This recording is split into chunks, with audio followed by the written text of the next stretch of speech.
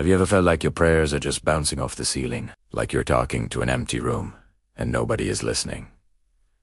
It's a lonely feeling, isn't it? We pour our hearts out, sometimes with words, sometimes just with a deep sigh or a silent tear, and we wonder, does any of it matter? Does anyone hear? I want to talk about something today that I believe with my whole heart. It is a truth that has carried me through some of my darkest moments and filled my brightest days with even more joy. And it's this: God hears every single prayer, not just the eloquent ones we say in church, not just the ones we write down in our journals. He hears the desperate whispers in the middle of the night. He hears the frustrated screams in our car when we're stuck in traffic. He even hears the prayers we do you aren't have the words for, the ones that are just a heavy feeling in our chest, a lump in our throat.